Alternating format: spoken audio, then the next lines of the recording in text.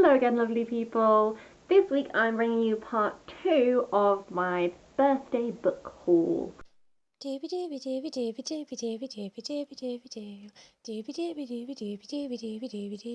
Vlogs.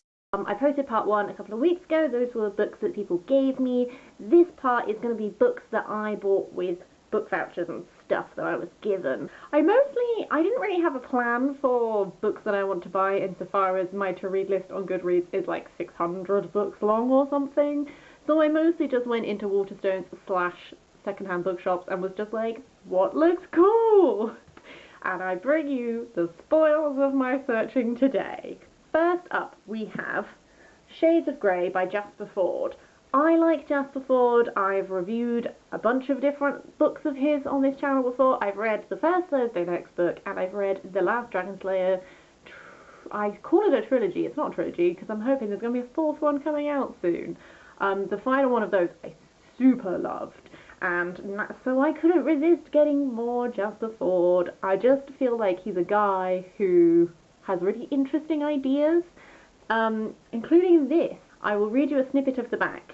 Democracy has been replaced by a colortocracy. Hope I said that right. Visual colour dominates society, from the feed pipes that keep the municipal park green to the healing hues you view to cure illness, to a social hierarchy based upon your limited colour vision. You are what you can see.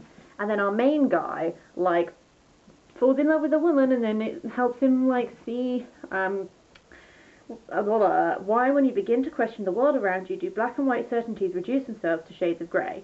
This seems, from the back, to be a little bit like, you know, there's that common dystopian type plot, like 1984 has it, like, where dude lives in this society that he thinks is totally cool, and then he, like, meets a person and stumbles his way around a bit, and then he's like, oh wait, actually no, this is super duper fucked up. That's kind of what this seems like, except for with all these ideas of colour and stuff involved. I think it sounds really interesting. I'm really looking forward to reading this, and I impulsively picked it up because it was in Oxfam, and I was like, yes. Second up is a book that I have seen a lot about on BookTube, and that is Beautiful Broken Things by Sarah Bernard.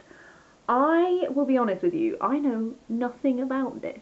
I've walked past it in Waterstones a bunch, and the cover, because it's all shiny gold, and I'm a sucker for a shiny gold accents on a cover. Just catches my eye. So the cover has, like, caught my attention from time to time.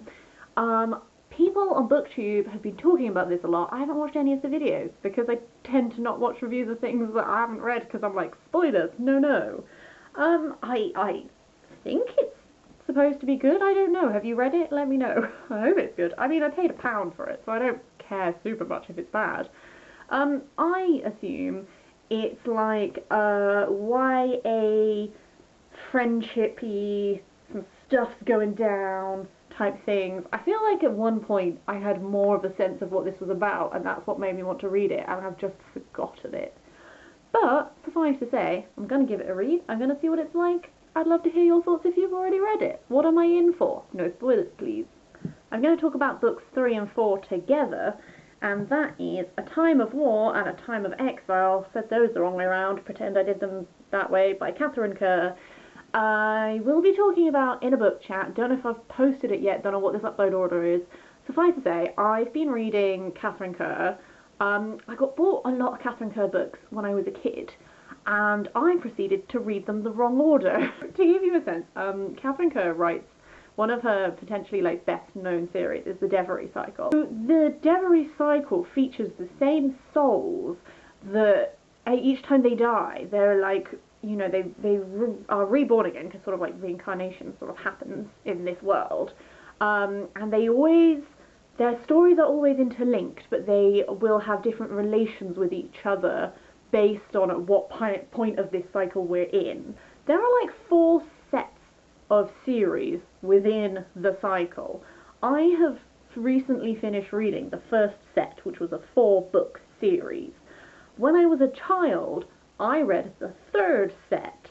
I do not own the 2nd set, except for now I own book 1 and 3 of the 2nd set. Does this make any sense? Because it's confusing. Suffice to say, I have set 3 and 4 already in my to-read boxes, Haven't been able to get to them because I'm missing the link, which would make, like, you can read them separately, but in order to understand this great macro story that arches across all of them, like, you kind of need to read them all. So I am a step closer to being able to do that and to finally understand what I read when I was a child and how it relates to any of the rest of this, because there were dragons and there weren't dragons in any of the other ones, and that's all I know. So yeah, I'm gonna get the other two and then I'll have the whole thing and it'll be great. After that we have something completely different. Of course we do. This is Life and Death in Shanghai by Niang Cheng. This is an autobiography by a woman who is from China, and during China's Cultural Revolution she was accused of being a British spy and was locked up for 6.5 years, and eventually, even when she was released, was still like sort of persecuted and stuff like this. And this is just the story of her life told by her. I know nothing else about this. I didn't know this existed until I was in Oxfam, but I'm really into, at the moment, I'm on like a real drive to read a lot more autobiographies in general, but specifically of people who live in places or times that I just don't know about. So, book chats that probably haven't been posted yet will feature Persepolis and I Am Malala, and I previously have talked about Marzi, stuff like this. These books which are first-hand accounts of people's lives, which in itself is interesting, but people's lives in times and places that I don't really know much about, as a doorway for me to learn more about it, and then I can use that as a stepping stone and go off and do my own research, but I've got like a vague lived foundation from someone else that I can sort of like contextualize it with. I'm finding it just very helpful rather than just sitting down with like a textbook or like a Wikipedia article or something. Like, reading stuff like this is just, you know, bulking up my knowledge. So I'm gonna read it. I don't really know anything about the Chinese Cultural Revolution, so hopefully by the end of this I will. After that, oh god, sorry if this is so long, but after that we've got Golden Hand by Garth Nix. Bloody love me some Garth Nix. Sabriel, Lyriel and Abelson, if that's how you say it. Always questioned myself on that. Maybe should have googled before videoing, but we're here now. I loved those books when I was young. I have a vivid childhood memory of, you know, when like the scholastic reading fair would come to your school and they'd have like the van with all the books in and you had enough money to buy one book, and I bought Sabriel with it, and it's the hardcover Sabriel which is on my shelves, which I can't bother to get to right now, but it's there. And just, I have such I loved these books growing up. They were some of my favourites. I love Garth Nix. I think he's a great writer. So I was super duper excited when he started writing the series again. I got this one because it was in a buy one get one half price deal with something else. I am aware that Clariel was written before this, is a prequel, I think, to Sabriel. Do I have to have read that before this? If you've read them, could you let me know? Because I want to find out, but I also want to avoid all spoilers. So I think I'm probably just going to have to buy Clariel and read it and then read this just for my own peace of mind. But if you could let me know, that would be great. I do not know what this is about. I think it's about Lyriel doing some stuff. Don't know. Super duper excited though. Right, penultimate book is... that was a stupid way of moving it. Ammonites and Leaping Fish, A Life in Time by Penelope Lively. I've never read anything by Penelope Lively before, but this sounds really interesting. In this charming but powerful memoir, Penelope Lively reports from beyond the horizon of old age. She describes what old age feels like for those who have arrived there and considers the implications of this new demographic. She looks at the context of a life and times, the history and archaeology that is actually being made as we live out our lives in real time.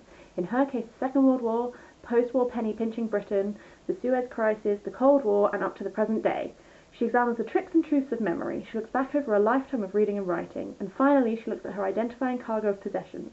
2 ammonites, a cat, a pair of American ducks, and a leaping fish showed, among others. This is an elegant, moving, and deeply enjoyable memoir by one of our most loved writers. I am really interested in reading books that honour the experience of women aging. I feel like that's something which we don't talk about a lot. You know, like, there's all of these conversations about how once you reach a certain age in Hollywood, women don't get roles anymore, and, you know, about how you're expected to remain like this ageless figure and you're not supposed to really show your age, and all stuff. I'm just really interested in reading and like paying attention to the stories of women who are getting old and older and what that process is like for a human and how things change and how you have changed and all stuff. This might not give that to me, but I thought it sounded interesting. So, can we tell I'm on a real, like, I want to read all the autobiographies. Just give me your memoirs. I want to read them. Just interested in people's lives. Finally, we've got The Left Hand of Darkness by Ursula K. Le Guin. I am excited for this. I really like Ursula K. Le Guin. I read The Dispossessed by her when I was at university, got it out from the library, was super duper excited and loved it. It was like this whole science fiction thing, and I was just like, ooh, yes. And then I read A Wizard of Earthsea, which is fantasy, and I also really liked that. I'm sorry, this is like killer commentary. I read it and I liked it. Well, suffice to say, I just want to know her better. I want to read all her stuff. I think she seems great. And this sounded really interesting. It's like about an ethnologist observing the people of this winter world. The people there are androgynous, normally neuter, but they become male or female at the peak of their sexual cycle. And essentially he gets drawn into like the complex politics of the planet, stuff like that. And that was something I really liked about The Dispossessed, is it was this sci-fi novel, and it managed to do like engaging with politics really well. Like I found the politics of that whole like world I was given like really interesting. So I'm hoping that this is going to be a similar experience. I'm not gonna lie, I don't really like the cover of this very much. I'm not really super into these types of covers, but I was so excited about the book that I was just like, screw it! I need to use my book voucher on it. So I did. Right, that is finally the end of the birthday book hauling. As you can see, it's been a damn good year for books. I have too many books. I keep saying this in every video. I've never given you the context, but I've got like 3 and a bit, like, big boxes of books to read, which have been accumulating since I was about 15. So who knows when I will get around to reading these. I'm super excited about them, but then I'm super excited about all of the books that I have to read. We'll see. Hopefully they'll be popping up in some videos near you soon. If you've read any of these, have thoughts on them, that sort of thing, just let me know. I eternally love talking about books with you guys. I hope you're having a really, really nice day, and I will see you next week.